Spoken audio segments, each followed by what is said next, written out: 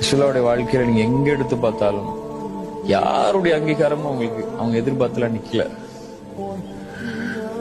இதில் அவங்க செஞ்ச ஒவ்வொரு முடிவுலையும் எத்தனையோ விமர்சனங்கள் அவங்களுக்கு முன்னாடி வந்தாலும், அன்சாரிகள் நீங்க கவனிக்கிறது இல்ல, முஹாஜிர்களுக்கு தான் நீங்க அதிக எதுவும் கூட்டு கொடுக்குறீங்க, எல்லாத்துலயும் முஹாஜிர்கள் தான் உங்களுக்கு முக்கியம் அப்படின்னு யாருக்காக ரசூலா நின்னாங்களோ அவங்களே பத்தி பேசும்போது கூட ரசூலாலாம் சோர்ந்து உட்காரல.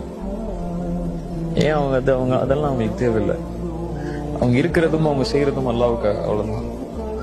அல்ல மக்கள் புகழணும், இகழணும், மக்கள் ஏத்துக்கணும், அங்கீகரிக்கணும், மக்கள் நம்மள நல்லவங்கன்னு சொல்லணும், அதெல்லாம் சொல்ல விரும்பவே இல்லை. சஹாபாக்கள்லாம் உமர்லாம்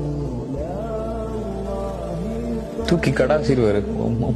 மனிதர்கள்லாம் அவங்களை பத்தி பேசுறத வச்சுலாம் சஹாபாக்கள் வாழல. நீங்க நம்ம வாழ ஆரம்பிக்கணும்ல.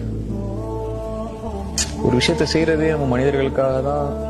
அவங்க என்ன சொல்லிடுவாங்களோ, என்ன செஞ்சிருவாங்களோ, எப்படி பேசிடுவாங்களோ அப்படின்னு தான் எல்லா விஷயத்தையும் நம்ம யோசிக்கிறோம்.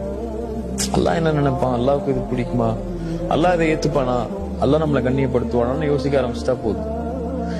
இங்க யாரை திருப்திப்படுத்தணுமோ அவனை திருப்திப்படுத்தினா அவன் எல்லாரையும் திருப்திப்படுத்திடுவான்.